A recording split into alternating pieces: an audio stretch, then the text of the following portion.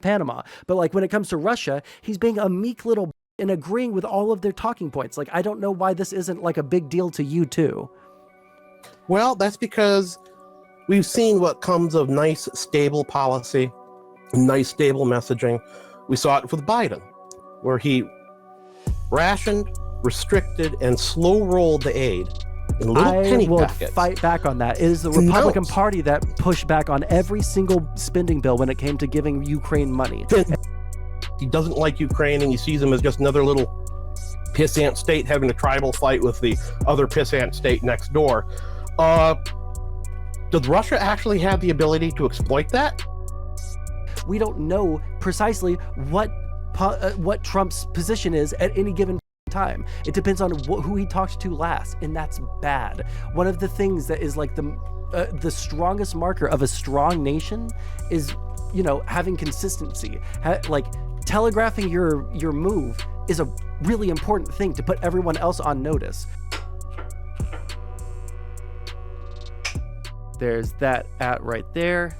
And we're going to have a free-flowing conversation about Ukraine and Trump and all sorts of fun things. How are you doing today, my dude? Pretty good. Except Twitter, man. I thought Trump had a crash out. Woof. Everything. I've been a like huge politics enjoyer and politics follower for the past 5 years, right? Changed my college degree to political science, about to finish that out, and it just feels like literally everything that I started, you know, getting really into this country about is like going up in flames. All right, it feels like it's going up in flames, and one of the big things was Ukraine, dude. Pull me back from the edge. Pull me back from the edge, because every single thing that I see, every article that I read, there is not I don't see the hope. I don't see the hope pill that you got. Okay, it feels like major cope. Well, the big thing, and you've seen the meme, I am sure. If only you knew how bad it really is. Yeah, there's a lot of that involved. To be blunt, the situation as it now stands is pretty much settled. Both Ukraine and Russia have mostly culminated in their ability to maintain offensive momentum. Their troops are exhausted. Their equipment stockpiles have been drawn down. And as you can see, the Russians, they're technically still advancing, but they're down to using mules for logistics. Mm-hmm. Right now, their only hope of victory is to keep bleeding Ukrainian manpower and hope that'll lead to a collapse of the Ukrainian front. But the Ukrainians have always had the upper hand when it comes to drone production. With here and there, the Russians innovated before they did. For example, fiber optic drones. The Ukrainians wanted to go all in on autonomous drones that could target things with their own onboard camera vision. And then they eventually said, well, shit, the fiber optics are working pretty good. Let's just go with that. But now that they've caught up, I mean, it's just not looking good for Russia. How best do I put this? It's really hard for Trump to give away anything in negotiations here. Everyone's worried he's not arguing from a position of strength. Well, all he's given them pretty much at this point are words. I think like recently he wanted the UN to withdraw some resolution condemning the Russians. And it's like, big deal. These resolutions pretty much amount to words on paper. They do not put warheads on foreheads. And if buttering up Putin's ego is enough to, you know, let him sell a ceasefire, cool. And what's going to happen is nobody seriously believes the Russians are going to go for peace permanently. There's going to be a ceasefire. The Russians will start rebuilding their forces. We're going to start rebuilding Ukraine. And the question is whether or not we can rebuild the Ukrainians faster than the Russians can rebuild their forces. Who's going to win that next fight? And to be blunt, to quote Payron on this, Western military-industrial complex goes berg. Of course, That actually requires us to kick our industries in the high gear and actually take the modern security environment seriously. But Vance just did that in Europe, and the Europeans are actually doing it, which is good. And Hesketh is just 8% of the budget is being reallocated to new priorities, which means some things are going to get deprioritized and others, like missile defense, is being prioritized. That's a real good sign, because that means we're leaning into great power conflict and not endless brush wars. Because that's missile defense is the kind of thing that backstops that. It's we can do it. We can do it. And the Russians are at such low ebb right now, there's not much in the way of concession they could demand that would actually change anything for them. Or they could continue to, fight Ukraine with their seemingly endless manpower, even if they start using mules and shit, right? If they want to continue this fight, they can. Ukraine can't, right? Yeah, actually, the aid package Europe's kicking together right now, they could definitely extend Ukraine's lifeline here for a couple years minimum. If there's just no good reason to do it when it's bleeding Ukraine of their most precious resource, personnel, and bleeding Russia of their most plentiful resource, personnel. Now that they're down to attacking on motorcycles with bird cages on them, there's not much more of their equipment to blow up. And personally, I'm not really worried about this, because we have 2,500 to 3,000 Abrams tanks out in the desert, mothballed. These are not active duty U.S. Army vehicles. They are in storage from the Cold War surplus. We sent Ukraine 31 under the Biden administration. 30 effing one. We can definitely send more.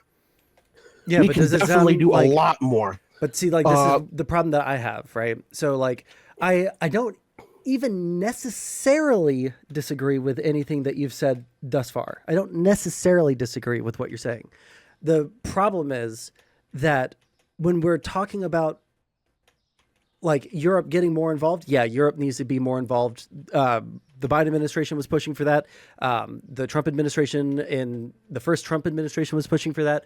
Trump is now pushing for that. Yeah, I think that Europe should be pushing, way more money and both into Ukraine and into their own defense. 1,000,000%. Don't disagree. But the problem that I have is the total, like, abdication of any responsibility that the president of the United States has to use his words in any way a responsible manner. The fact that our president is literally repeating word for word Russian propaganda, right? Like, you don't disagree that Truth Social thing where he said that Ukraine started this, that we've given them $350 billion, and it was all for nothing, that Zelensky is a dictator, that, like, hasn't held elections, and that he would be willing to, say that the Russians can add into their own negotiations that Ukraine has to have an election that the Russians will almost certainly attempt to interfere with. The fact that we went to them with such an unbelievably aggressive minerals deal that they would obviously not accept, because it's either get economically or get by the Russians through warfare. Like, these things are hyper concerning, especially considering, like, Tulsi Gabbard, the person who RT called Russia's girlfriend, it, like, was on record, like, 2 days ago, putting out a video saying that Zelensky was a dictator, that we shouldn't be funding them, that all these young men are dying, and it's all for nothing, and it's something that could have been totally avoided if Ukraine had just not started the war. Like, we're staring down the barrel of the United States, like, top brass at the highest levels repeating Russian propaganda talking points that I know that you specifically have called out in the past, right? And and this is like Russian talking points being repeated by the president of the United States. I think that every single Cold War era president is, like, spinning in their grave, the centrifugal force of the presidents spinning in their graves after all of the blood, sweat, and tears and deaths that went into, like, the behind the scenes and the, like, front facing part of the Cold War. Like, the centrifugal force of them spinning in their graves could power America for the next 5 millennium. Okay. with Trump Yeah, saying so this shit. Trump, as far as we can tell, Trump went on to Truth Social after Zelensky shot down the mineral deal first draft, and he crashed out and got mad and did what Trump always does. So sometimes the people that now work for him, I think didn't he do this to J.D. Vance at some point? It's kind of a short list of people he hasn't gone on social media to savage.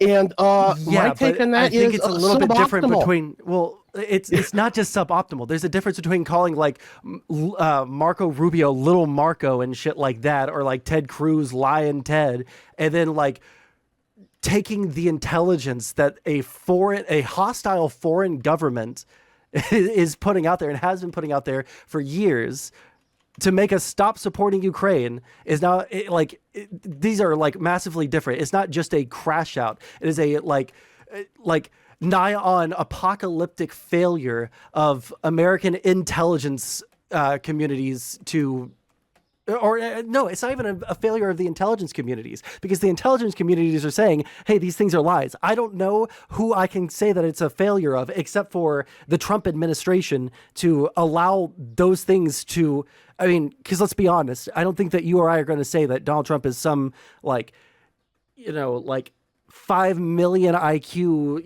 Giga Chad, like monster intellect, right? I think that if we sat him down and started talking about the Ukraine war, he probably wouldn't be able to tell you why Russia started the war or anything like that, right? And now here's where we get back to, if only he knew how bad things really are. Assuming that he didn't just get big mad and just start spouting off the half-remembered shit he saw the usual influencer saying. Pretend he believes all of it. He doesn't like Ukraine, and he sees them as just another little pissant state having a tribal fight with the other pissant state next door. Does Russia actually have the ability to exploit that?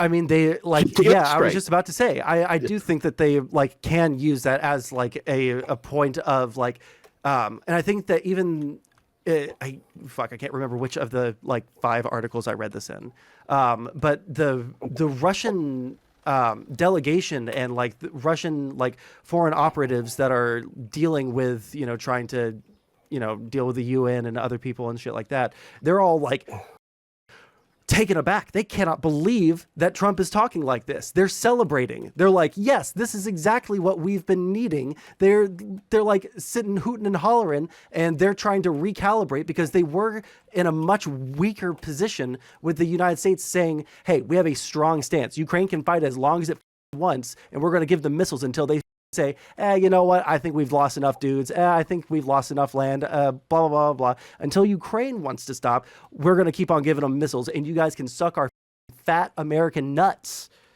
if you think that we're going to stop, right? Now Trump is signaling that, hey, we actually, these aren't letting us them for their resources. We don't get to bend Zelensky over the side of the, Oval Office or the Resolute desk and just in front of all of the entire world to see.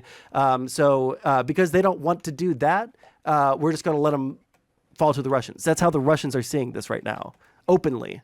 And they're excited about it. They're coming into the negotiations with a much stronger hand than if the United States was like, yeah, no, you Ruski,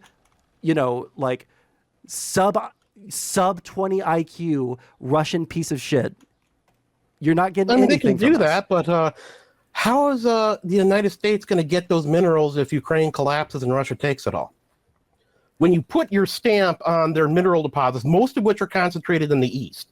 So it's not like this is saying, well, if you can go right up to the big river and take literally half the country, which is the most valuable parts. Let me be ultra clear. I don't care if we get a mineral deal out of Ukraine or not, right? But having one that is so unbelievably aggressive that it people are likening it to the Treaty of Versailles after World War I for Germany.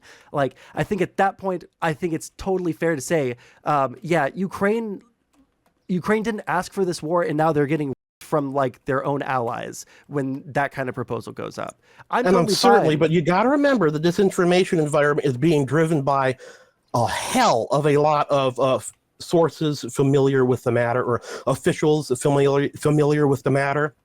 And if you were paying attention to the kind of language the German politicians were using when J.D. Vance said, We have been begging you for 35 years to meet your minimum spending obligations. Now we are telling you. Wow, the reply from the Germans was apocalyptic in nature.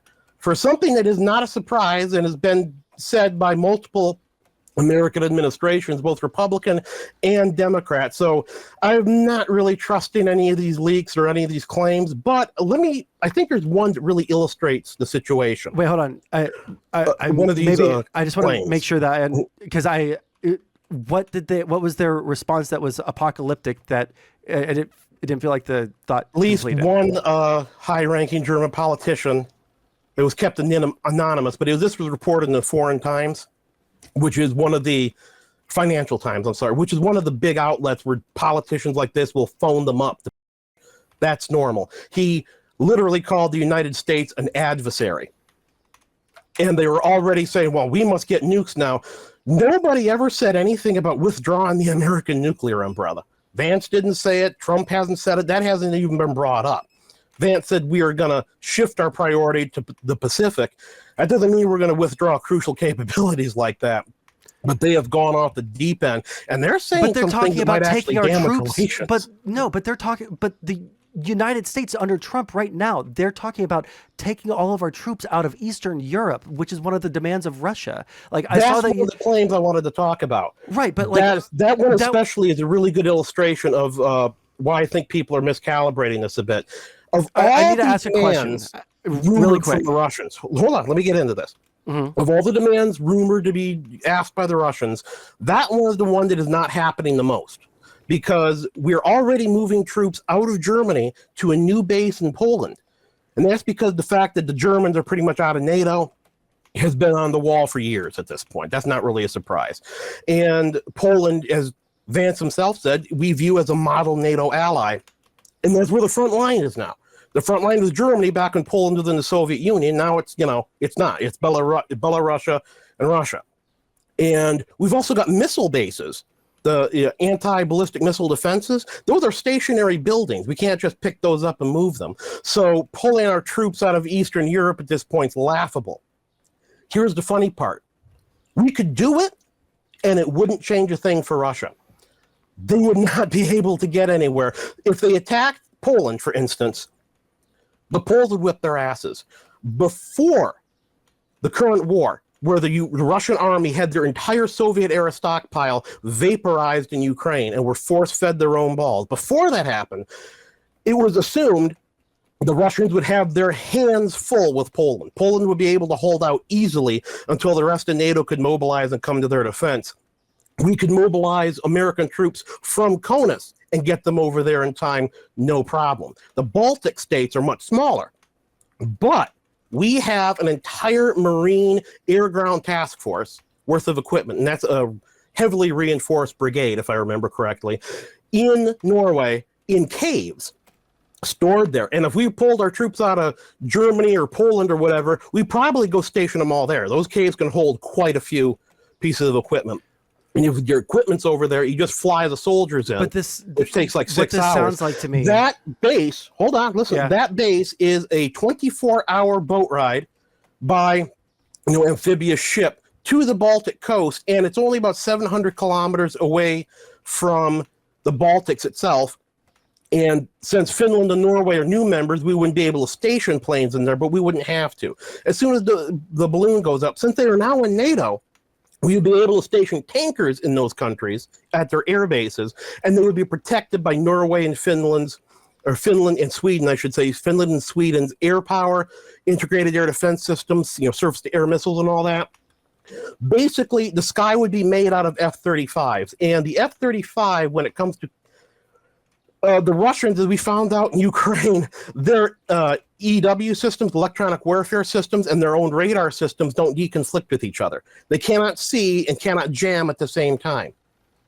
That's why what on paper is one of the most powerful air forces in the world has effectively been unable to operate directly over the battlefield. They have to rely on standoff munitions because Ukrainian SAMs are that effective at denying airspace to them. These are supposed to be the second best in the world. Right, I know that they're supposed to be. It's hard to describe just how violently the Russians would get their asses kicked if they tried to attack either Poland or the Baltics. And this is assuming we give them this huge ask that would never happen. Right. That's but like how even the badly fact that they've crashed out. well, it feels like this. The uncertainty with the messaging of the United States to our allies, it feels like there's no reason why any of them should be certain that we like, oh yeah, I mean, like we still will be able to help them as long as we have these caves and all these like weaponry that is a 24-hour boat right away. And, you know, like even if they do get attacked, then we'll just be 24 hours away, even if we do capitulate to Russia's, you know, like most crazy ask. But like the fact that our allies are wondering whether or not we would capitulate to Russia's number one crazy ask, and that it is a legitimate question even here at home, because everything is on the table and everything is like held close to the chest. We don't know precisely what Trump's position is at any given time. It depends on who he talks to last, and that's bad. One of the things that is like the strongest marker of a strong nation is, you know, having consistency. Like telegraphing your move is a really important thing to put everyone else on notice, right? Which is why, like, for instance, the yeah, like we could go in and we could destroy Iran, right? Like we could if we wanted to. You don't disagree with that, right? Matter of fact, I think we should. Yeah, I mean, like whether we should or shouldn't is like on some days I do feel like we should, but on other days it feels like the instability that we cause. Stability is like the number one thing. Like we could go in and we could destabilize the entire Middle East and like create a power vacuum in Iran and like do all of that, and we could like destroy them in one day. Or we could put them on notice for every single thing they do, right? If you do this thing, then we're going to retaliate in this way. And because we said that we're going to retaliate in this way, then you can't escalate it any further without being the bad guy, right? Like that's something that in international relations, I don't know what the specific term is, because it's been a while since I had a foreign policy class. Do you happen to know? Because I know that you're in that world. I don't recall off the top of my head.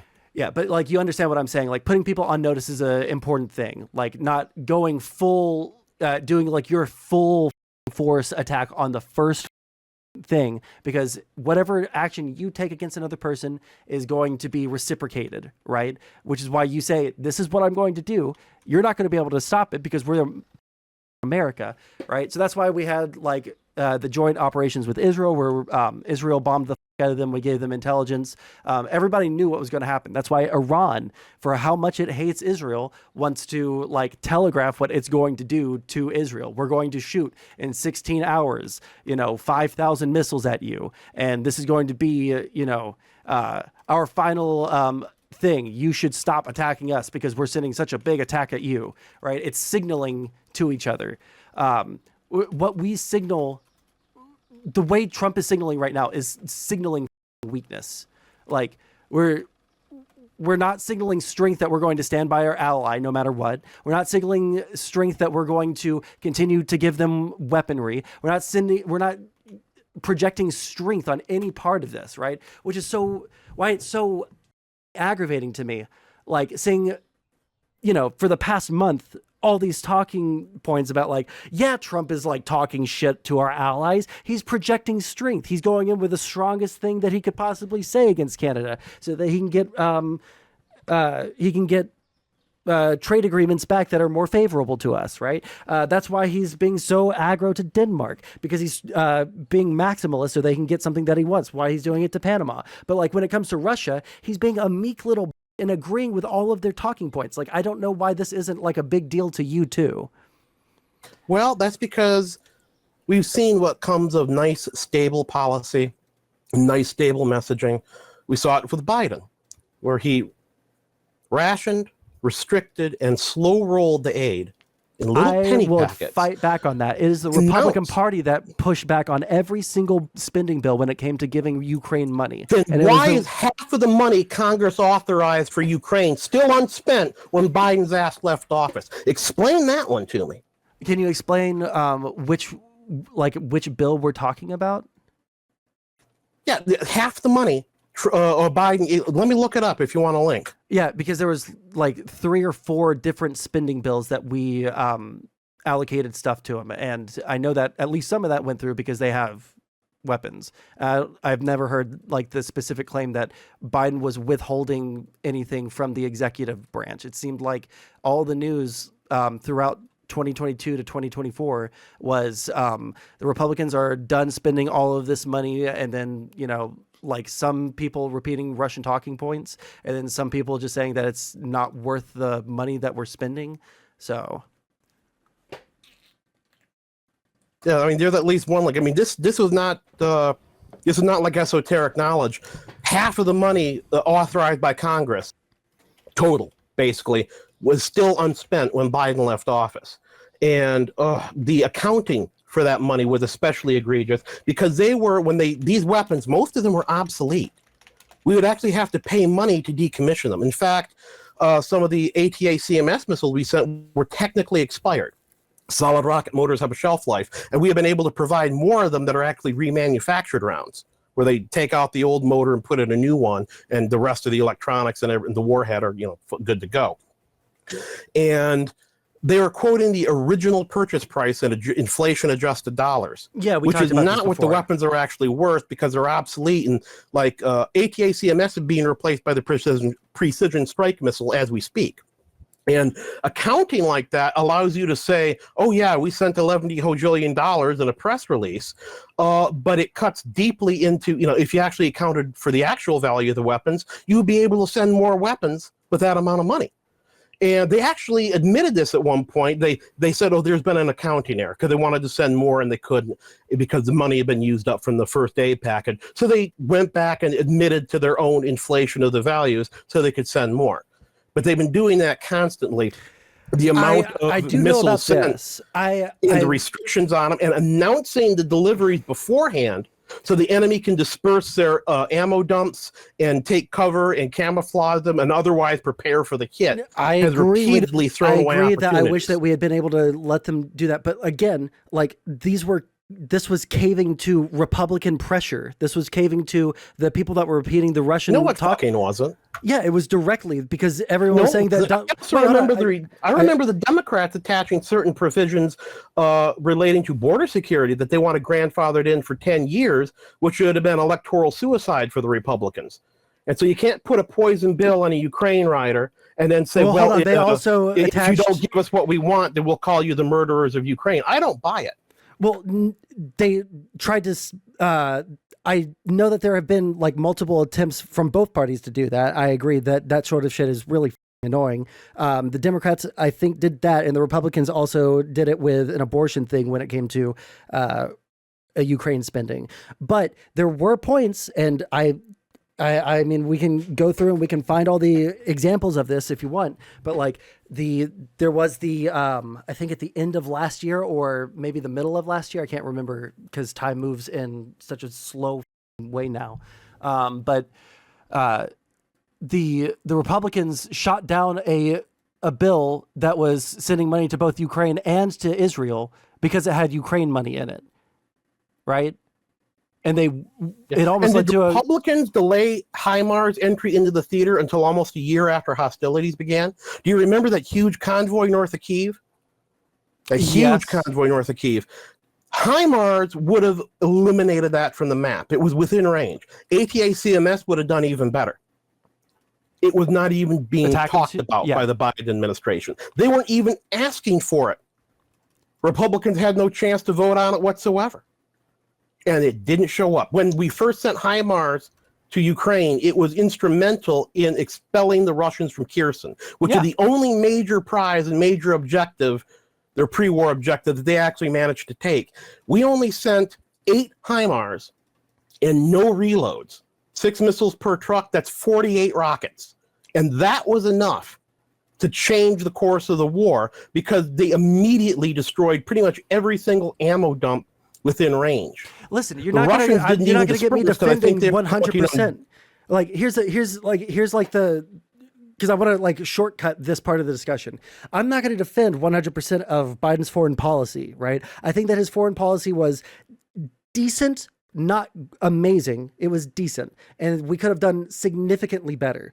My problem right now, right, is what's going forward, right? Because I did want Biden to do more. I did want Biden to, like, go demon mode on the Russians, the way that his like statements about it were, right? There were, and we both agree on this, there are people that are repeating, both on the left and the right, Kremlin talking points verbatim, right? The problem that I'm having right now, though, is this war is not over. Ukraine doesn't think that this war is over. Russia doesn't seem like they want peace, because I think that their economy will collapse if peace happens. And we're not signaling that we're going to continue to support Ukraine unless, insert crazy demand for Ukraine here. And instead, we're signaling to the rest of the world that what Russia says is true. This is coming from the mouth of the most powerful man in the entire world. And I know, like, and to some degree I can agree with this, right? I don't know if this is like more of a conservative thing that you were saying, but like the actions speak louder than words, right? I agree. Actions do speak louder than words, but words have a wholly different meaning when I'm saying them and when you're saying them and when the president of the United States is saying it, right? Every single word that you're saying is the attitude of the United States of America. It is where we're going to be going with our foreign policy, with our domestic policy, what our stances towards our allies is going to be, what we're going to do against our enemies. When you speak, everyone on the planet is listening and everyone has access to that, right? And that's why, like, I agree. Actions speak louder than words, but man, these words are telegraphing some actions that are going to be wholly destructive, not only to, Ukraine, but to our allies and to the position of the United States as the most powerful country in the world. That's like the concern that I have, right? Because except the first thing Trump did when he got into office is lift all restrictions on U.S. weapons usage. And the Biden admin was actually threatening Ukraine to pull American aid if they used European-donated weapons against targets deep in Russia. Early in the war, there was an Mi-17 helicopter. That's a large multi-purpose helicopter, very good as a gunship or as a transport. And it's the modernized version of the Mi-8 HIP. Some people out there might know that. And that was in Ukraine at the time because it was being refurbished for transfer to the Afghani Air Force before Afghanistan collapsed. Because the Ukrainians actually inherited the best parts of the Soviet military-industrial complex.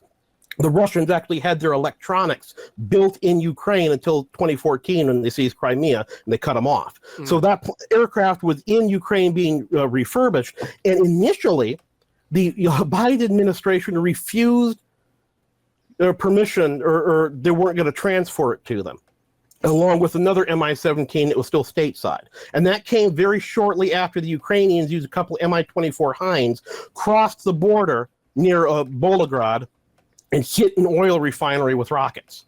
That much of an imposition onto the sanctified soil of a great power was enough, and it was an outcry. I think it was Republicans and Democrats screamed and kicked up enough fuss about that one that the admin relented and sent them.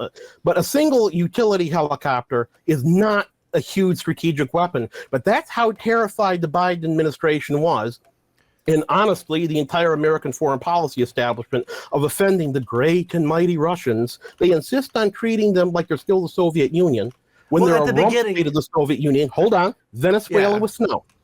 What they did to Ukraine has been to use them as a blade of armor to let their people be raped, murdered, and butchered, their soldiers massacred, their entire country leveled, so we could bleed the Russians dry, but without risking, nukes, because the Russians always threaten nukes. These are people who have cowered every time the Russians have rattled a nuclear saber for the last 35 years. Yeah, but these were and Republicans this is what too. We can't blame this So directly. I don't care what Trump does. At this point, Trump could literally try to sell them out, and the Europeans could easily, on their own, pick up the slack. They could easily make up, continue the amount of aid they've been giving and cover the amount of aid we've been sending, because we sent so little. which is one reason Trump has Haven't so we little sent like leverage literally with twice as many Zelensky. as the rest of everyone else has combined? It literally cannot be worse. He literally cannot do worse. I'm sorry. This is like my major problem with like talking about like anything to do with Trump right now, and why I've like kind of disengaged, because I don't have the ability. I don't understand, and I'm trying to understand. Right? I talked about this a little bit on stream. Why I've been taking a backseat to politics is I had a mental map of, you know, like why people believe certain things, or why certain like politicians get away with certain things, or why certain political pundits get away with things that they like really ought not to have, right? Like this is why I got into such virulently like violent wars of words with lefties, right? Because of the seeming lack of principles. But I don't think it's a lack of principles. It's just a complete deviation of principles away from what I, you know, kind of operate under. And I thought I had an understanding of like what the principle like core of the Republican Party or the average Republican is, right? But like, man, I just don't understand it, because it feels like when I want to talk about, one second, No problem. background, like going, trying to get my attention. But yeah, like, so I have like these mental maps of like why liberals believe certain things and why we think that certain things. It feels like there's no amount of like it doesn't feel like there's anything that Trump could do that would get criticism from people that hate liberals. I feel like the biggest thing is that people hate liberals so much, and it's so cringe to be a liberal, and it's so like liberals are so annoying with everything that they do, and they're weak and feckless, and they don't like fun, and they don't like jokes, and blah blah blah blah, that like Donald Trump literally could go out and shoot someone on Fifth Avenue and no one would change their mind. Like I agree that, and this is why I said earlier, like, I don't want to rehash the past, because I probably have many of the same exact criticisms of the Biden administration as you do when it comes to, you know, like the complete lack of, you know, Well, like, if you want money. me to criticize Trump, I mean, I'll tell you how I would have done this. Well, Like, it's not that I would have done this by opening up with like 30 to 50 JASSM missiles, and I would take out the entire Russian rail logistical network leading up to the Kursk and or Kharkiv fronts. That's what I wanted Trump to do. But let me finish this thought really quick, you know, because I'm going to totally lose it. Mhm. But like, it feels like when we're talking about what Trump could do right now, like, yeah, what you feel like what you would do, what you think would be like the best thing, is so far removed from what Trump is doing now. Right? Like, this isn't, you're saying like, well, take out their rail lines. And to me, like, that sounds based as fuck. A little bit scary for my liberal sensibilities, because I don't know what the fallout from that would be, you know? But like, I probably would be less critical of that than anything that's been going on now. But like, again, we're talking about like our leader of the United States. He's repeating like a Russian psyop, and we're making excuses because the last guy didn't give enough money. And so like, even if Trump sells them out now, like, it would still not be as big of a betrayal as the Biden administration giving them stuff, even if at a slow drip. Like, that doesn't make any sense to me.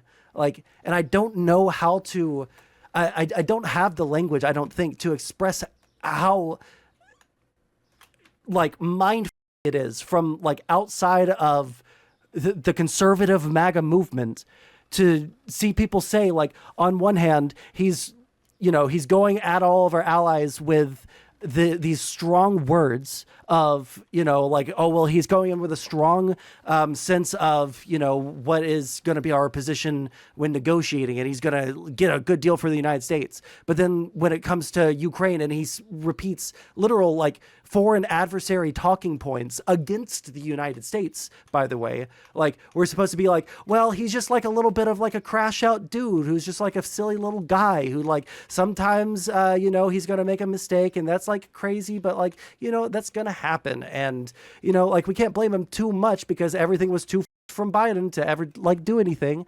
Like, oh, there you go. I don't think you understand how big a deal that mineral deal is going to be. It is going to turn Ukraine into Saudi Arabia. And Saudi Arabia is not exactly sharing our values. And yet we've got a very good alliance with them. And we sell them a shit ton of weapons because of their strategic importance as a resource node, right? Ukraine's basically the Middle East of rare earth minerals. And those are crucial to have a source of supply in a friendly country. Yeah, I don't think that Ukraine military production depends on them. Yeah, but if like, we are getting minerals from Ukraine remaining free and on our side is going to be essential to our strategic defense. I agree. Like 1,000,000%. Why do we have to give them such why do we have to give them an initial offer that's like the Treaty of fucking Versailles, and then when they don't take it, spread Russian talking points? It's insane to me. Who cares? You got to remember. I care. Again, like, okay, but do you have no faith in Zelensky? I mean, this is a man that stood his ground and battle tanks were rolling into Kyiv. I have a lot of faith in Zelensky. I don't have enough faith in Zelensky. I think that he can negotiate with Trump, sure, but I also don't have a lot of faith in Zelensky to fight not only the second strongest like military in the world, but also the first like most powerful country in the world. Are you suggesting that we're going to send the United States military into Ukraine? And yeah, I kind of tried to change the way I was saying that. Like, we would be raping them. We would be raping them economically. They are trying to rape them warfarely. The economic and strategic benefits to having a deal with Ukraine are so big. Ukraine can absolutely drive a good deal here. Yeah, but like maybe the Republicans walked in there and they literally did just have like a 7-page agreement that didn't give them any of the assurances. Marco Rubio even talked about that recently. He said, we were all frustrated by this when we walked in there. I think a big part of the problem is there's pre-existing tension between Kyiv and Washington caused by the slow rolling of aid by the Biden admin. So there's a lot. They actually, I've seen speculation, well-founded though, given the sources, they're the more reliable people, that the Ukrainians were successful in the Kursk incursion because they didn't tell America about it. They were pretty sure that their plans had been leaked to the Russians by the Americans the last time they had prepared an offensive action like that. That's how low the trust already is between Kyiv and Washington. And so if anybody could come into an argument like that or a situation like that and presents, as Marco Rubio said, he said, we're saying this is the security guarantee. You are of value to us now.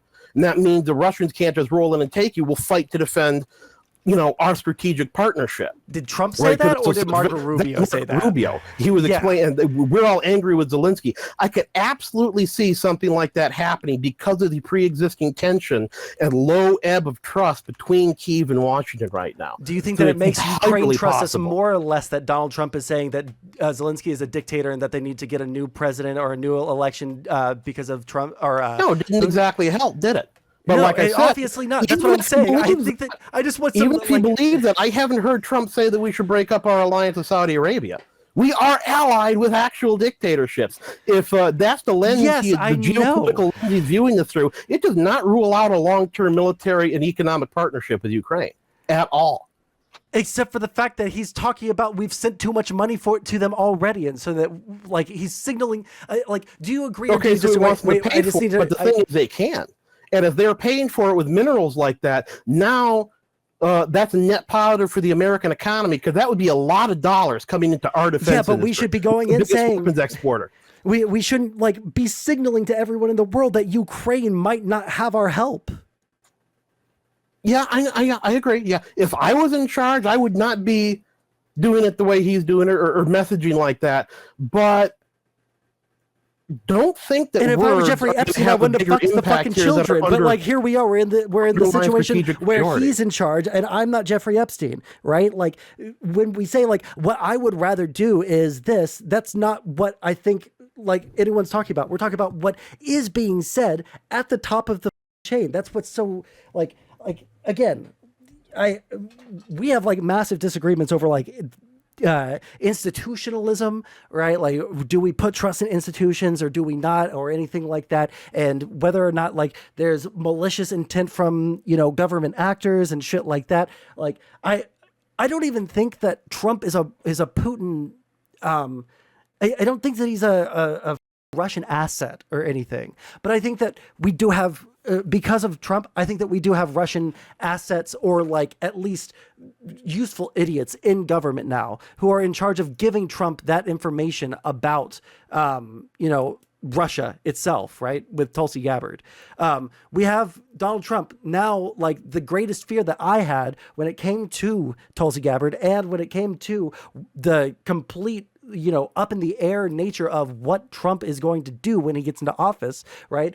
Tulsi Gabbard gets put in charge of the national intelligence community, right? She's a Russian asset at worst, and she's a useful idiot at best, right? Almost immediately after she gets in that position, Trump starts repeating the talking points. Like, how long down the chain, at like what point are we going to say like, hey, this is really bad, right? When Trump is, you know, doing stuff domestically and like things are like escalating there, and things like maybe in like the short term, like it seems like a bunch of memes, or like, oh, we're going to save a bunch of money because we're cutting programs. Like, how far down the line, when like if and when things up, do we say, hey, yeah, no, Trump was actually insane here for doing this, right? Like, that's, I think that like the only way that I could possibly comprehend it is like, people hate liberals, and I'm kind of jumping all over the place here. Sorry about that. But like, I just need... Like, remember how much Trump wanted Greenland? Yeah. And then they're like, wait, shit, he's actually serious. And he really wanted Greenland? Yeah, which is insane. Yeah. Which is a source of rare earth minerals? Yeah, yeah. That was one of the big things. When he says he wants Ukrainian minerals, I believe him. Because yeah, I'm sure that he does. I don't doubt that.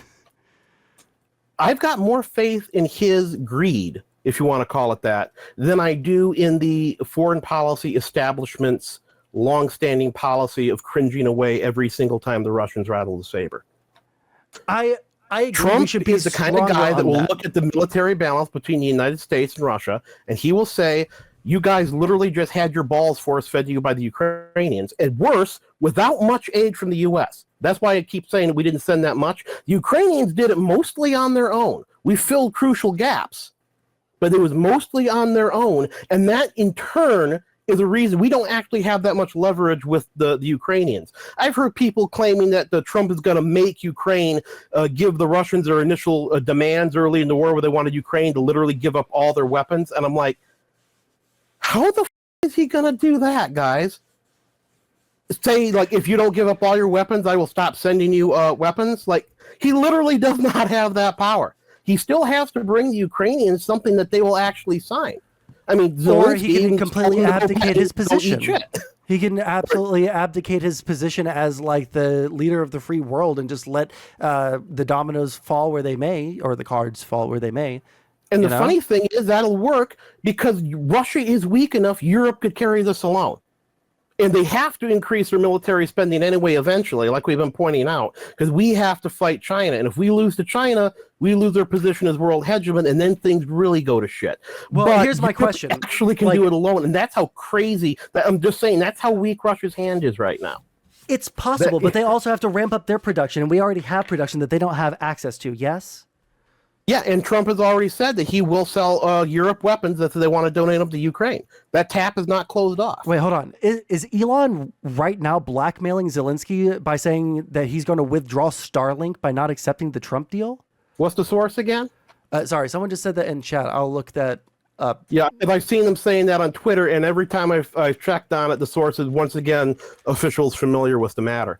Remember, I have also seen on Twitter rumors of Trump wanted to make sure that the Americans have been floating this in negotiations that Ukraine, if Russia attacks them again, Ukraine will automatically be entered into NATO, which in other words is extending Ukraine Article 5 protection, but without the right to station U.S. troops in the country, which would assuage the Russians. Because see, we're not on your border, we're not closing in, but at the same time, but you know that was a bullshit argument in the first place because they already have U.S. troops on their border. That was never actually a real it's always reason. Been bullshit, but it's a feel good concession to the Russians, while it gives Ukraine the only thing about NATO that actually matters to them. That is a crazy thing. I mean, I cannot see the Russians ever agreeing to that. But apparently, see, that's also out there in the rumors. The administration is floating that. That's why I'm saying it is a good idea to disengage from the politics right now, because nobody knows shit. Nobody knows jack shit. And everybody is huffing paint. I remember, if you were paying attention in 2017, this all went in the opposite direction, where everyone is saying Trump was a psychotic madman who was going to get everybody killed in a thermonuclear war with Trex notes here, North Korea. And if I don't think you want to hear me go into all the the nitty gritty of the military details, but the idea that the most powerful nuclear triad on Earth is going to lose a fight against a bunch of whose rockets, as we've seen in Ukraine, have a hard time landing within a half mile of their target. No, I agree. No, and this is all because Trump tweeted, whatever, little rocket man, I got a button on my desk too, and mine works. Yeah, no, I don't care about statements like that. Want to Russia right now, but at the time they were all screaming he was going to get us all killed, and then when he went and switched tracks and actually went and talked to Kim Jong-un in negotiations, then the narrative changed to a bumbling fool who will be taken by a ride by the canny North Korean dictator, and we will stumble into World War III. And it's like, see, there's parts of that I mildly agree with. I think that because nothing really came of those discussions and he plays it up so much like he did something, that's the only thing that I would criticize there. Do I care if a president talks to the president of North Korea? No. There were a couple of symbolic things that were kind of ultra cringe. But that doesn't matter as much to me. But I don't think that we were going to go to World War III over North Korea. But okay, I don't think makes you, and this is an interesting thing, that makes you a lot more level-headed than a lot of actual policy think tank guys. The kind of guys that make their career working for and in the American, we call it the foreign policy establishment. Look up The Blob. It's kind of like this revolving door between government advisors and private think tanks and back again. And what they write actually does go a long way towards influencing the policy that the State Department and the Department of Defense implement. And this guy wrote a book, Lewis, I can't remember his first name. He wrote a book called the 2020 Commission Report, which was all fan fiction about how Donald Trump will get us into a nuclear war with North Koreans. You are more sane and sober than some of the people that get to determine American policy or have for the decades. Trump is basically the first serious break we have had from that leadership class's control of the country. And so that's why his approach is different than anything that came before it. Yeah, but you have to remember just because that our current security situation was created by those people. But that's my point. It's really, really, really hard to see how it could be any worse. Because we got plenty of nice, soothing words from the past people, and they walked us into everything we've got today. Was China on the rise? Our military depleted after two open-ended foreign wars that accomplished nothing? Ukraine being invaded like this? Everything. That is the result of the prior policy. And at this point, with Ukrainian cities in ruins, it's really hard to see how Trump can up when neither side can advance. They're both at a stalemate. The Russians are so depleted, the Europeans could pick up the slack. And now Trump is trying to lean into making them a strategic partner that would be essential for our long-term security and defense industrial production. That's a different take. And his take, if he just views Ukraine as another corrupt state that he doesn't care about with a crappy dictator in charge and he wants to get something out of the deal, that is still a stronger commitment to Ukraine than the empty promises of the Obama administration, including Obama's third term, Biden, who let them take Crimea and didn't make a squeak about it. I don't know. It to me, I feel like having strong words and at least moderate actions to give like weapons to Ukraine is better than like the cessation of all U.S. involvement in that conflict. This, I don't think we're ever going to agree on this because the presidency, like having a responsibility with words, the presidency having responsibility with, like being the shepherd of what the United States is going to do is just like too important to me. I agree. Like, you have no idea how frustrating it is to hear Trump talk, especially as a guy who used to do debate in high school. I won a couple pretty big awards. Guy's actually. The guy is not intelligent. I've never he might have good business sense, but like in terms of intelligence, he ain't a philosopher king, right? But exactly, and it's and the way people talk about him as like infallible and like all roads lead to Rome, in that like everything that he's doing is 4D chess, and it's just like, oh well, actually this is like actually good that he's doing this. Like there's like no fail state, which is why like I we're not going to come to any like point of agreement on this, but like, you'd be surprised, man. Like, I just need people to know. Have been saying that, it's 4D chess. Like, guys, what if it's just a 1D spurg out? He does that sometimes. But he's not spurging in the way that I want him to. He's not spurging in a way that makes America look base. He's spurging in a way that makes us look like we're spreading our cheeks for Putin. That's my problem. You think I don't know that? That's why I had the call in the first place. I don't want us to look like we're standing in front of the like CNN world news on every screen in the entire world with Trump's spread open for Putin to walk in and just like gently lay his cock inside. That's what it feels like when we see him repeating these talking points. It feels like I'm crazy. And like, but like, this is what I want to know. Like, because do you prefer that he talks the right talk or does the right thing? I want both. Right, and I didn't get both from Biden. I got halfway. I also like a blowjob from a beach babe, but I'm not getting it. Unfortunately, we have to choose, and but if I had the choice between on foreheads. But he's not doing that. He's saying that he's going to take away the funding. It's been 1 month. We're still negotiating with the Russians. Give it time. But okay, let's say that Trump says we're not sending any more. Let's say that Trump does this. Let's say Trump does negotiations without Ukraine at the table, like he did in Saudi Arabia, right?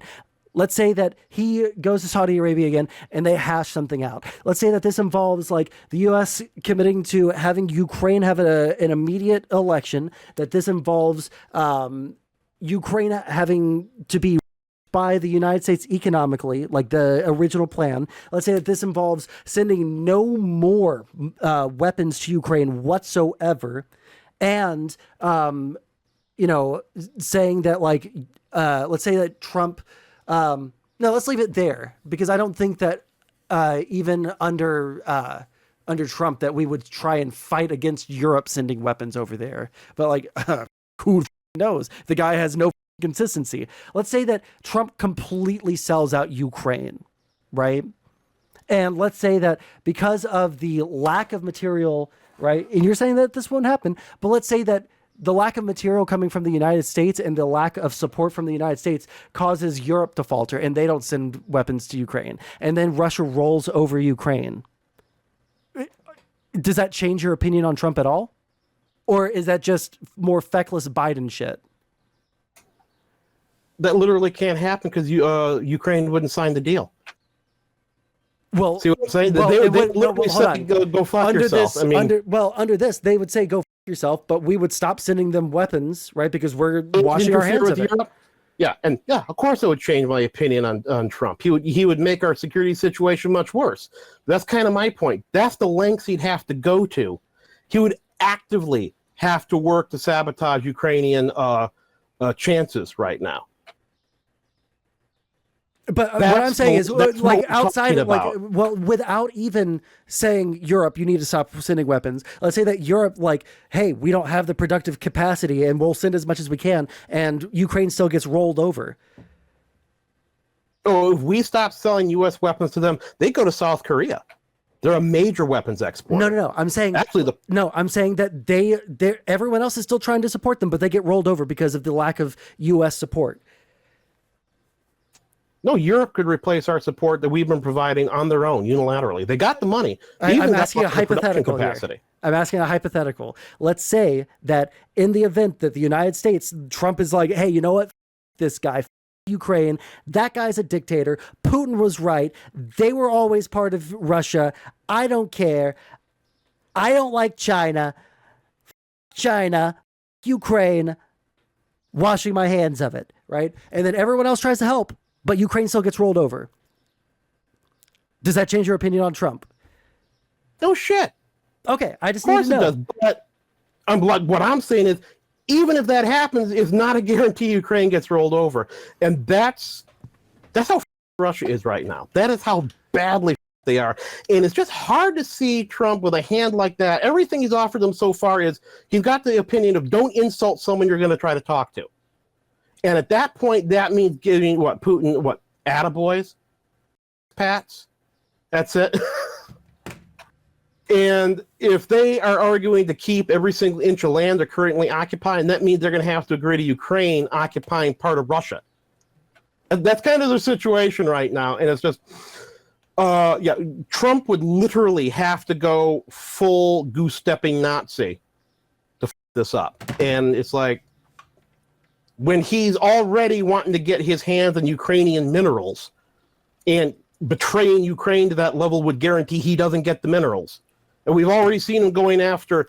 what if Trump doesn't care as much about the minerals as you think he does? What if the reason that he's trying to get the minerals... He picked a fight with one of our own NATO allies over Greenland. I think he wants them. He picked a fight with Canada for no reason. I don't think that Trump literally gives a about anything. I think his there's a reason thing for it with Canada. I've actually heard from Canadians, friends of mine who are in the military, that apparently it's an open secret. Canada's political class has been infiltrated by the CCP to some degree. There's some tensions there. But more importantly, thinking of Trump, Trump wants to be a big historic man, right? Yeah, and he wants to do something huge. What he's doing is he's destroying my fucking country. He wants to do in Alaska. He wants to destroying my country in the process. Every single institution he wants to pull down. It is directly affecting like several aspects of my life, like very, very directly. I might not be able to finish my degree if he abolishes the Department of Education. Like, that's just my like future down the tank when it comes to like the political, or not even political aspirations, because I don't think I'd run for office. Just like career options that I have are like massively hindered. Everything to do with like the reason why I moved to the East Coast is now like completely up in the air. Like thousands of dollars spent and like, you know, hundreds of hours wasted for like memes about what's going on with Social Security. People pretending that like people who are 160 years old on Social Security are getting benefit payouts when we already have this information. It's all public information, and they're just spinning it in a way that think that it's billions of dollars of fraud every year. Like we're seeing the like actual hostile takeover of not the executive branch of the government, but like, well, actually, yes, the hostile takeover of the executive branch to not consolidate power in the executive branch, to consolidate power around the president specifically, because he's not giving power to his executive branch departments. He's telling them to be immediately subservient specifically to him. And I'm like hyper worried about every single thing that this guy says. And then like, again, I'm going to harp on it super hard. Like the fact that he then starts doing the Russian talking points. I don't think that this guy cares about the same things that I care about. And the things I care about have very much to do with America's security, America's like economic and military like dominance at the like head of the world for the foreseeable future, at least as long as I'm alive. Okay. Like everything that he's doing is not what someone who wants to fix something does. It's something that someone that wants to destroy something does. And like now living in Southeast Michigan my whole life, watching the auto industry crater, as someone that got a journalism degree, God forbid, and ended up having to go into the trades, and scraping for a living in the trades when all I could hear on both sides of my work site was Spanish. Mm-hmm. And that was explained to me like, if you don't like getting paid $15 an hour, then go off. I can go down to Home Depot and get 6 Mexicans to replace you in 2 minutes. As a guy who's now into welding and has talked to people that lost their jobs, lost their future financial security when this Keystone XL pipeline was canceled, as a guy who belongs to the Rust Belt, who has seen their fortunes crater and their way of life they were once used to vanish, I don't really care, Margaret. We don't trust your politicians or, that entire group that much either. But that's not the. I'm not talking about specifically Trump. Okay, what I'm talking about is what it's not that I like specifically just hate Trump because he's Trump and he's big bad orange man. It's that like there are things about this country that I like highly respect. Right? I love our Constitution. I bought a copy of it not 2 months ago. When I saw the Liberty Bell, because I was in the gift shop, but like I read it, and it's like a wonderfully crafted document. It has separation of powers. It has all of these things, liberal values, capital L liberal values, like I hold on to, right? And when I hear people say like, I don't care, Margaret, like, yeah, we're going to destroy this country and like set it up in a different way because like things are hard in this part of the country. Like I super empathize with that. I was born in rural Arkansas, and I have like every time I visit family over there, it is like poor, destitute, no teeth having fools. All right. Like that's the way it is. I totally understand it. I totally get it. I've lived in amongst it. Right. But, I see. You're worried about the anti-liberals on the right. I'm worried about no, I hate the anti-liberals on the right and the left. I hate all of them. I know. But I know what you're talking about. You're talking about what the woke right or the alt-right or whatnot. Oh, yeah. I know all about the guys, and I hate them just as much as I hate any damn communist. Yeah, but they're the ones that are in charge. They're collectivists. They're the ones that are in charge. Remember, these people scare the hose. That's the best way I can put it. They scare the shit out of normies. How far do you think they're going to be able to get away with shit? Because considering who voted for them was the normies, and quite a bit of the center is what gave Trump his last election. They're trying to get away with it as much as possible.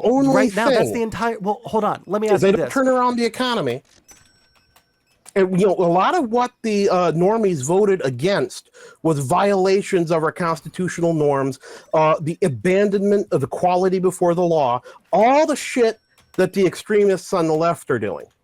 All the shit the anti-liberals on the left are doing. People actually like the liberal order in America. The normies like it. Then why are they fine with Trump consolidating all of the power around himself, with Trump like going around and saying like, yeah, I'm going to be king for or a dictator for a day, and then like all of the signaling about like, well, he who loves his country or acts in service of his country can commit no crimes, when everyone is saying like, do not question what the law is. You listen to what Trump and his administration says, and we are the final word on the law, which is directly in contradiction to what the Constitution says. Because we've lived under 50 or so years of the left actually persecuting us. No, because we've lived under 270 years of this paradigm where the Justice Department, or I'm sorry, not the Justice Department, the judicial branch of our government is the one that interprets the laws. Since what was it, Madison versus someone in chat will remind me, Marbury versus Madison. That's who it was. Since that Supreme Court decision, we've lived under this paradigm where the Justice Department is in charge of interpreting our laws. Now Trump is coming in and saying, like, again, I'm fine with having like a Republican go into office and say, hey, we need to do some shit that's different, like rural America and, industrial base, blah, blah, blah, blah. That's fine with me. This is not the action of someone that wants to fix that shit. This is these are the actions of like a party that hate what we have as a country and want to completely redefine what we mean as a country. And that's what I love about the country. Washington, D.C. votes 95% Democrat. You've lived in a world designed and structured by the left for so long. This is like a fish that doesn't notice it's in water. We sure as hell noticed. We noticed when the banking system started persecuting, the payment processors started persecuting conservative sites, and that was because of pressure from federal regulators. The slightest sideways look from the federal bank regulators is enough to make those banks panic and deplatform people, defund people. We noticed, and we have noticed for a long time. Hold on, that claim I heard, I heard that it was like massively like misrepresented the way that they presented that shit. But I don't know because I've not read every single crazy thing that's going on right now. I don't know exactly what you're talking about, but like the idea. This is Obama era. This is the same time that there was a fighting over the IRS being prioritizing investigations into certain groups and not others, things like that. Could it not be possible that conservative extremists were more dangerous than leftist extremists for the past like 20 years? I mean, if that's the way we're going with it, then we're going towards civil war.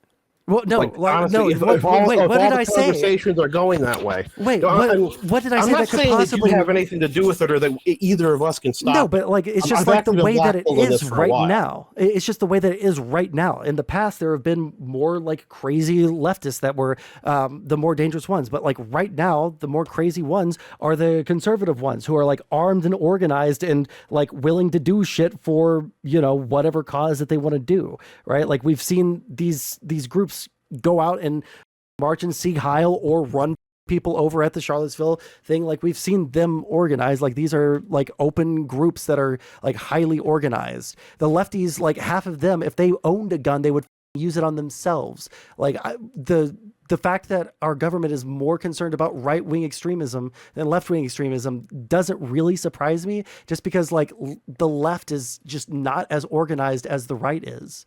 Like as long as I've paid attention to politics, and that's been most of my life. On the balance, I think the constant obsession over domestic terrorism is mostly bullshit. Outside of maybe Antifa in the Pacific Northwest, who are unusually organized and what about all the have been mass able to shootings act to from unusual people? Degrees? Like with the right-wing ringers one, it's almost always A mass shooting. It's one dude, pretty much. I mean, even like the militia thing that they were on about for years. There was the Oklahoma City bombing, and that was about it. Like that last group that they arrested in Michigan. What a bunch of clowns. I mean, it almost always boils down to a bunch of rednecks talking shit in a bar, and then like three of them turn out to be FBI plants. And this is mostly because FBI agents are paid. But you can downplay them as yokels with no teeth in the backwoods of, you know, Louisiana or some shit. But like these are guys that have weapons. Meanwhile, like Antifa, like listen, I'm a like loser queer little like liberal boy. All right, I know a lot of queer people. I know a lot of people who are part of like Antifa, right? Like actually like going to the meetings. These people are not warriors. These people are not like starting a revolution. They're talking about Kropotkin. Like, what do you think the militia guys are? Like, they're no lightweights when it comes to the waistline, trust me. I mean, these are they're not very smart either. Yeah, the ones on the right are probably like barely literate dudes, but they have guns, and then the other side are like highly literate people who are too scared to get their hands dirty. Like, who am I going to be more scared of? Probably the with guns. And I think that like the government saying like, yeah, right. Antifa's got guns. They got plenty of guns. Like at least one of them actually was trying to draw down on a cop at a school and got shot. Yeah, good. He should have got shot. But who is more armed? They also remember. They also carefully orchestrate their use of arms to reduce. If you start shooting at cops now. Wait, hold on. Who do you think is more armed? Who do you think is more armed? The extreme left or the extreme right? Probably the extreme left, because they've got better organization. That or at least Antifa in the Pacific Northwest. Crazy. They are Pacific Northwest is they're. I mean, they sieged a federal courthouse for 2 months. I have never seen Republicans manage that. No, they just fucking stormed the Capitol. Molotov cocktails. They had lasers they were trying to blind the cops with. Yeah, and they did find some weapons hidden in the bushes. Thing is, if you go loud as bullets, then the cops get to shoot back, and the cops didn't have a lot of guns, at least locally. You know, if you're shooting at SWAT. I'm sorry, even the conservatives in my chat this right now are literally like saying a this is escalation crazy to say that dominance. the conservative, that like right-wing like militias and lone wolves, like everyone makes jokes about like, well, you guys wouldn't like a civil war because we all know who has the guns. It's conservatives. Every conservative I know owns a gun. Not a single liberal, actually, one liberal I know owns a gun. Like it's a You know liberals, you don't know crazy I know. anarcho-communists, basically. No, Thing I is, know though, I know communists, but they don't it's own America. guns You because they can were buy going to kill guns. themselves if they Guns did. aren't hard to get, and you can 3D print the goddamn things now. It's if they want to arm themselves, it don't take long and it don't take much difficulty. Yeah, but And who is armed that's pretty now much the and size is of like it. ready to use violence? And it's been proven that they're ready to use violence. I mean, show me the last time right-wing terrorists were able to lay siege to a federal courthouse for like 2 to 3 months. January 6th. Oh, 2 to 3 months? Sorry, they accomplished it in like 3 hours in January 6th, so I guess I can't use that example. But I mean, like, I don't know. Like, nobody would disagree with the fact that conservatives, like, on average, have more guns, and then like the conservative, like extremists are going to be like stockpiling that shit and doing like gun drills and shit like LARPers. Like, I don't know. I don't know how like we live in a different. Like, never heard of Redneck Revolution, or there's several different Antifa gun groups like that. Yeah, I know of them, but they're like that train to do tiny. stuff. But like gun culture in the United States is right wing. Do you disagree with that? So what? So I would say, like, on average, my assumption would be, and I would like, and I mean, like, I can see if anyone in chat can like link something, because I don't want to like spend time looking this up right now. But like, just like the idea that any demographic of lefties are going to be more armed than the like similar cohort of conservatives. They like is just insane to me. Yeah, it doesn't matter much when who was that guy during the BLM riots? A black guy jumped on his father and tried to strangle him. And he pulls him off his father. Then the guy gets on him and starts strangling him, and he draws his pistol and he shoots him. The law found against him. He lost his bar because he lost his rental. The guy renting the place to him canceled it, didn't want anything to do with him. Vilified in the media. They destroyed his life, and he eventually ended up killing himself. There was a couple other shooting incidents during that where people were shot by people blocking the road and doing roadblocks, and they walked. A lot of Republicans have been in similar situations, and they did not. Who controls the local court system? And I do mean local. That matters for a lot. And so if you want to, the use of political violence also depends heavily on who controls the local government. I mean, there's a reason you see stuff like Antifa acting in the Pacific Northwest, but not elsewhere. I mean, that is a geographically regional phenomena. I remember Deus Ex, the original game, where the NSF forces are based in the Pacific Northwest, but they were depicted as, like more right wing at the time. There's been that, that undercurrent in that part of the country for a while. These things I wouldn't boil them down so simply to, it's just this side or it's just that side, or this side's got guns or that side got guns. I mean, it wasn't a gun that did Oklahoma City. It was a fertilizer bomb. Right, but like we were just talking about, like much more about these factors do matter a lot. Well, yeah, but like the original point of, like, I don't disagree that a bomb does more than a gun, but like the original point was like why the government might be focusing more on right-wing terrorist groups than left-wing. And that's because like in chat, someone just brought up Statista, like 48% of Republicans reported that they owned at least one gun, and 66% said that they lived in a household with a gun. By comparison, only 20% of Democrats owned at least one gun, and 31% lived in a gun household. Like literally like 50%, of Democrats compared to Republicans. There's literally half as many like gun owners in the Democratic Party than there are in the Republican Party. And that instantly makes any Republican with a gun No, I didn't say fucking no. crazy more dangerous. Now, hold on. I didn't say that. See, I know you were. I'm just saying, but I'm just saying. Like, we're just talking about the fertilizer bomb that blew half of Oklahoma, and the pressure cooker bombs at the Boston Marathon. When it comes to what really makes the people in government sweat, it ain't who's got the rifles. It's really easy. I'm pretty sure explosives. that like after January 6th, it was probably making a lot of people in government sweat, like who had the rifles, right?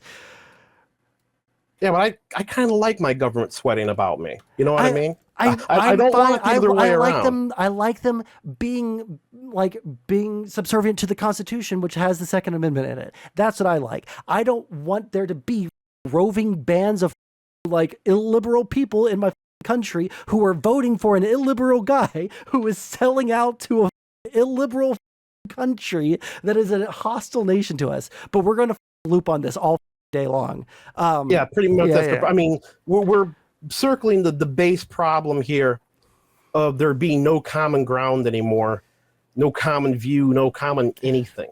And this is what's ripping the country apart right now. Yeah, but we're like afraid of each other. We're scared of each other. We don't even agree in the same realities. And you know what the of it is? I think a lot of the time we're both right.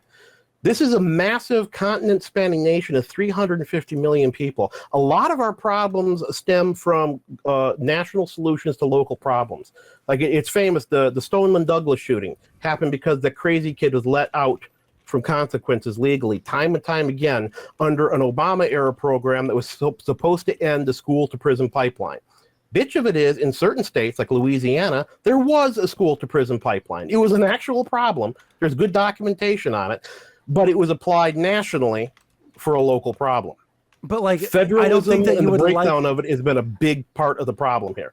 But I feel like the responses that I would give for what the authorities would need to do there would be like anathema to you.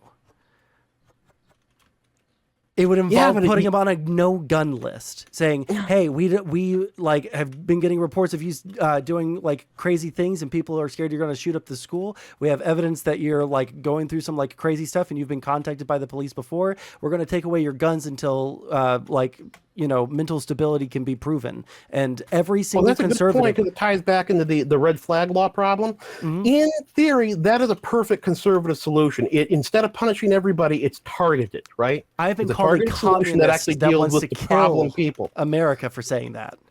Yeah, but the reason Republicans don't go for it is because the trust in the institutions no longer exists. They do not trust the institutions will not be weaponized against them.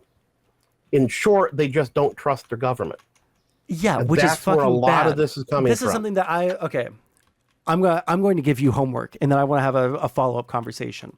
I have soul searched for probably like on average probably 10 hours per week, just sitting and thinking, trying to understand conservatives and like why everything is out to get them, because I don't see it that way, right? And I'm not even like the leftiest lefty, and I'm not even the most democratic Democrat. All right. I'm pretty heavily Democrat right now because I see them as like the only liberal party, like capital L liberal party in the country. But like there are things that I disagree with the Democrats on, like pretty heavily. I don't get the victim complex from the conservatives. Like, please save me. I want to be radicalized into one of the camps because I am tired of sitting in the middle and seeing crazy people on either side of me. I need you. You are my savior. And if you don't save me, then no one will save me. My fate is in your hands specifically. All right. All right. But I'll predict right now what a big part of it is. Depends on how good your local government is. If you live in like New Hampshire and you're constantly getting involved, you're one of those old crazy libertarians, you're also in a state small enough and the population small enough, you can actually influence local government. I know some guys who've done it, right? Mm-hmm. You've got more control of the process, you trust your government more. If you live in a city that's been mismanaged for decades, you're going to have very different opinions on how good it is to pay taxes. And I think, and like I said, again, national solutions for local problems. And I've seen conservative versions of this. One of the biggest problems you'll get in conservative communities is the good old boys problem in small towns. You can absolutely get town council that are, they all eat together on weekends, the sheriff and the town judge, and they can be corrupt as hell. Oh, it's happened. I've heard some horror stories from people. Yeah, so I it's know not about like it, yeah. it doesn't happen. It's just, it leans one way or the other depending on where you are. Okay, so that's there are reasons for this. Okay, that's your homework, and we can reconvene next Saturday if you're available. That sounds good to me. Okay, man. All right, I'll catch you later. All right. Yep, later, man. All right, bye. I'm just like, I'm lost at sea, guys. I don't understand them. I don't understand conservatives. Like, even when like it's a friendly conversation, I don't hate that guy. Like, I want to hate him, but I can't hate him because I think that like,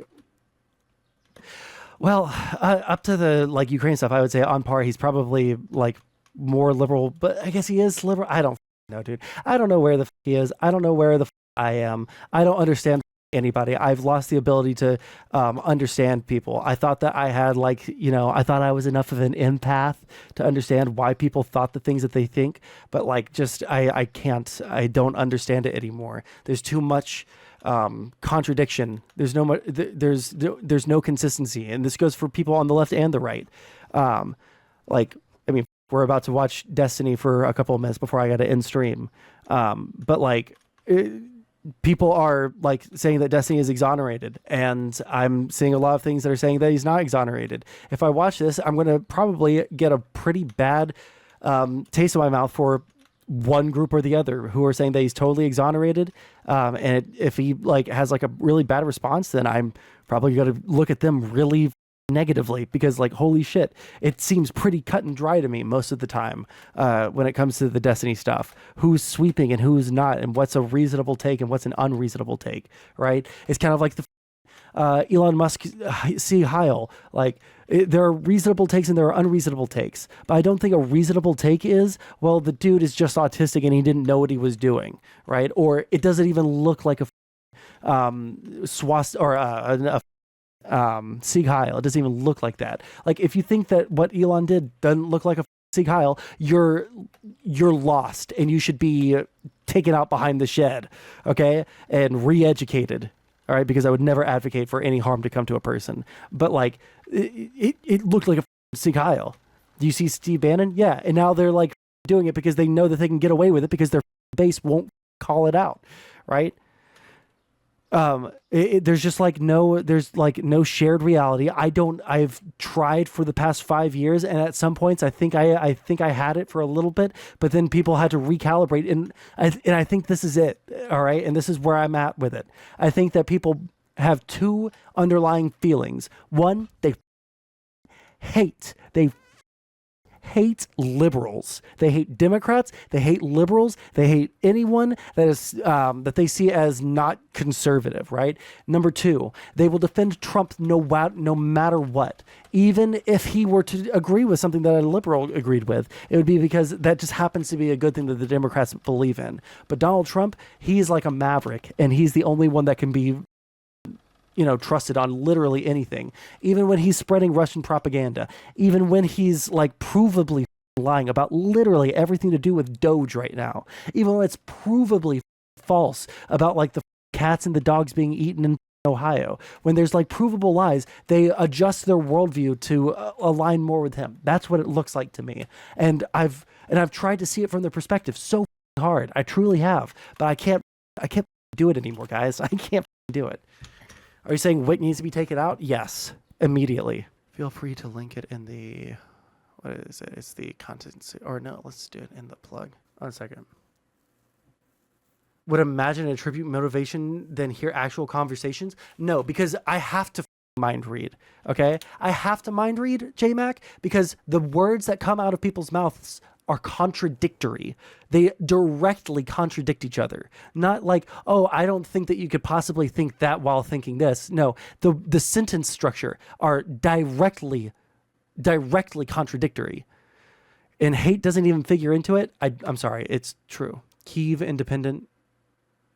I'm sorry. You don't have to mind read. You think they're contradictory because you feel compelled to find contradiction or hypocrisy? No. It's because when someone says A plus B equals C, and then they also say A plus C equals B, those things contradict each other because logically A plus C cannot equal B, A or C minus A would equal B, but that's not what they said. They said A plus B equals C and A plus C equals B. These things contradict each other because they are not true. Like one has to be true and the other one has to be not true. That's what I'm talking about. Directly contradicting each other. No, I'm not imagining. I'm saying the sentence structure, which is why I ask clarifying questions constantly when I talk to people. Is this what you mean when you say that? Or this is what I'm hearing when you say that. Can you explain more or something like that? Probably shouldn't use math for it. I wasn't trying to use like math specifically. I was using like baseline logical A plus B equals C things, but hi. Anyways, we should watch the Destiny thing now. How's everybody in chat doing? Like, comment, and subscribe, etc., etc., etc. Oh yeah, don't forget, like, comment, and subscribe. Subscribe to the YouTube. That's very important. Use your Amazon Primes and shit, you know?